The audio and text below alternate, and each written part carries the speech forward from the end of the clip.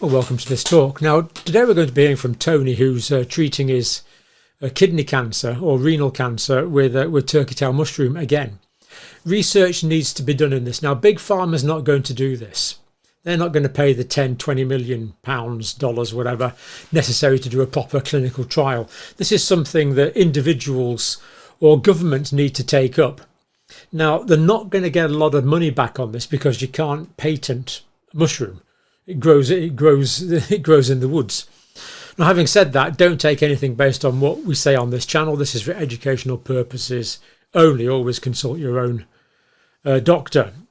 Of course, the trouble is doctors probably won't prescribe you turkey tail mushroom because it's not in the British National Formulary, because the expensive clinical trials haven't been done. But in my view, they should be done. This is something that health departments need to be getting their act together on, in my view, if the government ministers are watching, and I'm sure they always watch this channel. So this really needs to be done. Anyway, let's listen. We'll hear from Tony now, and then we will look at some turkey tail being grown. And yeah, so it's a call for research.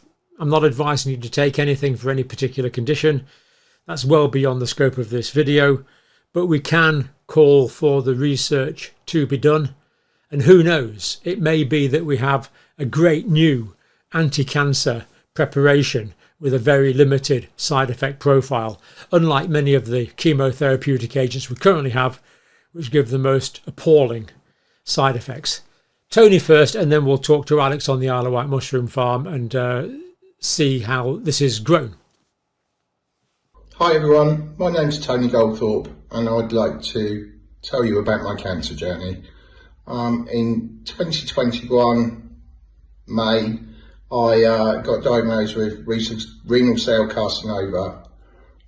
They acted quite quickly with this, and I had my kidney removed in June, 22nd of June 2021. And then after the operation, I had something called mycin, which is a chemo drug which is then put into the bladder. After that, I had 6 monthly checkups, which unfortunately they came back. I had bladder cancer right up until 2023, August 2023. I had the final operation. And then after that, I had 6 rounds of chemo, which was into the bladder again, which was over once a week, so over 6 weeks, 6 weeks period. And I finished that in November. I finished that 2023. I found out roughly round about August that my friend introduced me into something called turkey tail.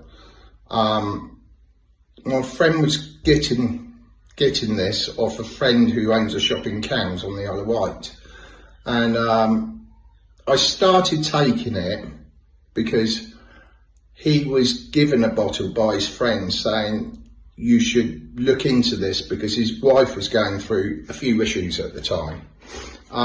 So I started buying it from my friend who owns the shop for a few months, and I was only taking about a mil a day.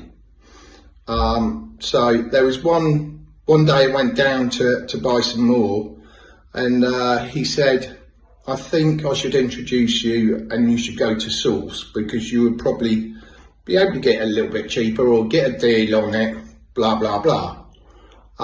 So I phoned Alex at Isle of Wight Mushrooms, explained my situation, and actually went out to see him. Alex and Dana are amazing people. They're so nice. They're genuine.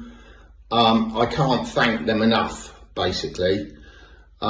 Since me running out and going to see them, I upped my dose to 2 mil, which I was still feeling a little bit funny, even though I had the chemo. So I was taking this for a few months afterwards. But then January 2024, I felt the pains again that I had before my operation in August. The cold, warm and stabbing pains where my left kidney was.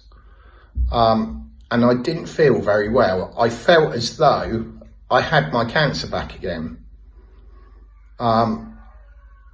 And this was really worrying because I'd had enough of going through the treatments and the procedures every 6 months with this. So I went back to Alex at Isle of Wight Mushrooms and explained it, and he said, I need to up my dose. He said, you need to take as much as you can without your body rejecting it. So I upped my dose to 5 ml a day, and I had a checkup later on that year, which was April time, and I was clear. And that was the first ever time that I had gone really from the operations to going clear again, because more often than not, he would come back. So that was back in 2024. We are now in 2025, nearly August, it's July, and I am cancer free.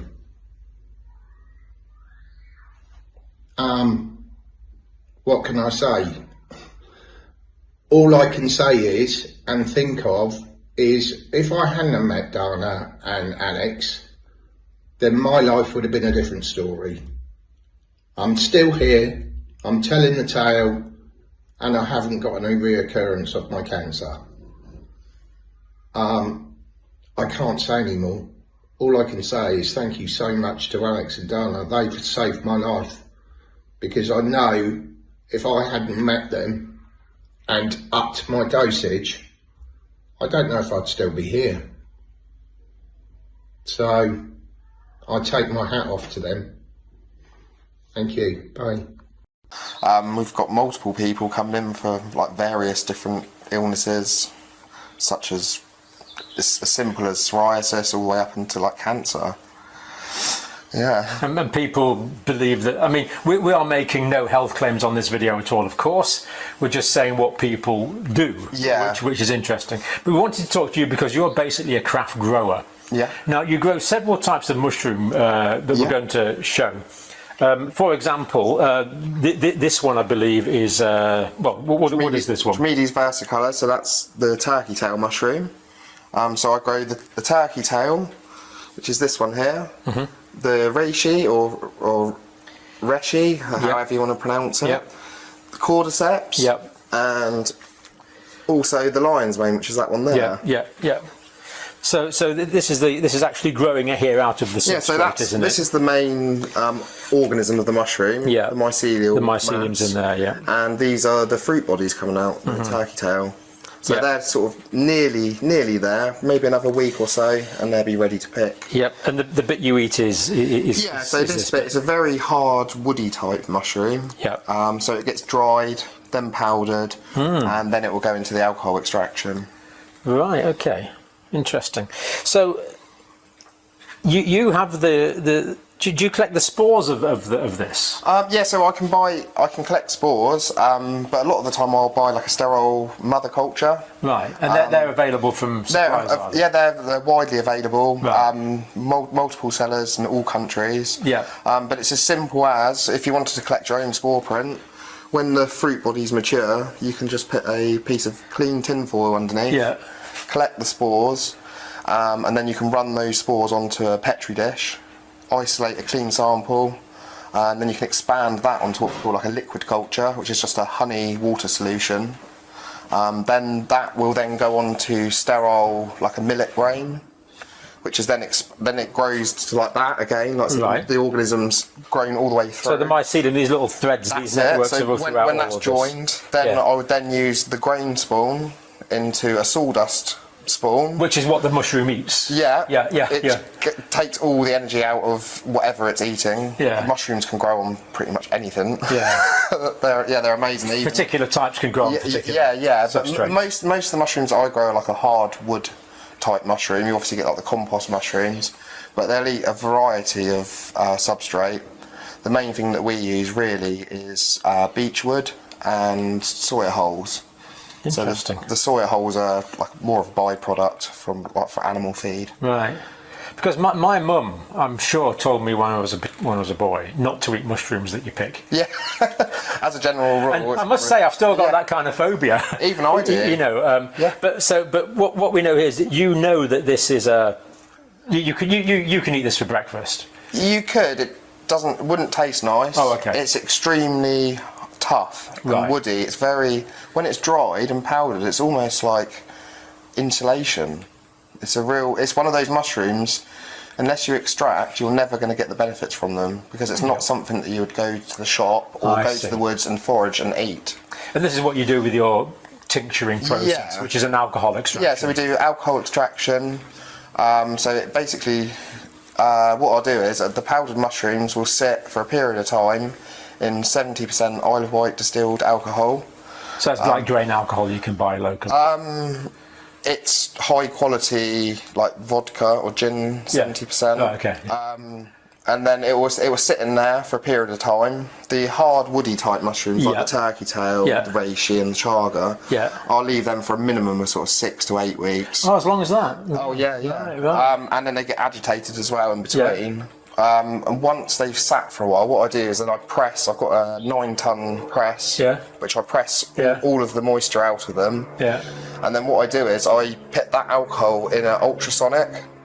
So then with the remaining mushroom that I've pressed, I gradually ultrasonic piece by piece to try and vibrate and get all of those beneficial compounds out of there.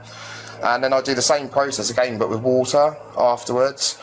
But it doesn't just sit in like cold water. It sits in about 75 to 80 degrees hot water. That's pretty hot, right? Okay. Yeah, for up to 3-4 days. I'll leave it. Oh wow! And then I'll do the ultrasonic extraction in water. Then I filter the alcohol and then the water down to 0.5 of a micron. And then what I do is, because they're in different liquids, got the alcohol soluble and the water solubles, I then homogenise them together to try and reduce precipitation, because you get that precipitation when you mix the water solubles with the alcohol. But there always is an amount of separation. So that's why you find with some of the tinctures, you'll see like a bit of like it's almost like a bit like a lava lamp, isn't it? Yeah. Like a layer of sediment. You just give it a shake. Give it a shake and it all mixes up. Yeah, and we've got these lovely lion's mane here. Beautiful, yeah. So tell us about this fungus, Alex. So that lion's mane, it does grow in the UK. It's endangered, and you're not allowed to pick them. We're not encouraging people to forage. Firstly, because we want to preserve. It's dangerous. In fact, we're saying don't forage. It's dangerous. You can pick the wrong thing, and some mushrooms are poisonous. And of course, we want to preserve the natural ecosystem. We've got very little ecosystem left in our country, and the amount of also you'll get a lot of bugs as well. So if you forage wild mushrooms, they're absolutely riddled with insects. Yeah. So but this is beautiful. It's clean. Yeah, I mean that's been grown here at the farm. Smells like mushroom. Yeah. They all. I mean, even the turkey tail. I mean, they've all got that mushroom smell. So the clever thing is that nature, creation, evolution, divine providence, whatever, has put the correct chemicals in there. They're there. And you've developed this way of getting them out, which is absolutely brilliant. We've got an array of mushrooms here that do that. And you sell them in dried form. Yeah, we do dried ones as well. They're not. You're not going to get as much of the benefits from just say hydrating them. Interesting. So now my brother's given me permission to share this. My brother had a bad post-concussive disorder. Yeah. And he took the lion's mane tincture. Yeah. And it dramatically helped him. There's no question in my mind about the temporal correlation. And when was that? That was about 2-3 years ago. Okay, so now they're twice as strong now as they really? So the lion's mane, they were a 1-to-5 ratio. Now they're 1-to-2.5. So I doubled it up. Same for the reishi as well. Right, so it's much stronger now. Right, that is interesting. I mean. Yeah, so the question in my mind was, how much benefit is there from eating this? Now, I have grown this from your kits, sliced it up, fried it in butter, and it was really good. Yeah, it was really good. Yeah, they're a good eating. So it's just a food. Yeah, it's just a food. But if you take my brother's case, who had neuronal damage, I mean, would he get the same benefit if he ate lots of that, or do you need the tincture to bring out all the alkaloids and things in the mushroom? What do you think? I don't have any conclusive evidence, but from experience, the tinctures, the benefits, it's like chalk and cheese, the difference. Right. I think a big part of that is obviously the ratios, the amount of mushroom you're getting. So it's a lot of mushroom condensed down into a small amount. Right. Also, another sort of train of thought was a lot of the compounds are held up in that cell wall in the mushroom, like a chitin cell wall, and a lot of it just sort of passes through our system. But it's partly why it's good for you is fibre. Yeah, it bulks you out a bit. Yeah. So I think that's one of the main reasons. Really, is it's more bioavailable for you just to get straight up into your system. That makes a lot of sense. So in a sense, this is shandy. Yeah. And this is a shot of tequila. Something like that. Yeah. Not that either of us drink, of course. No. Yeah.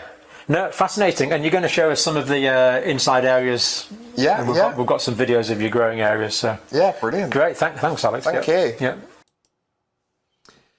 So we want cancer treatments that are accessible to all, low cost, safe, low side effect profile, efficacious in curing the disease. At the moment, for many diseases, we simply don't have that. And this is research that needs to be done regardless of individual and corporate profit making.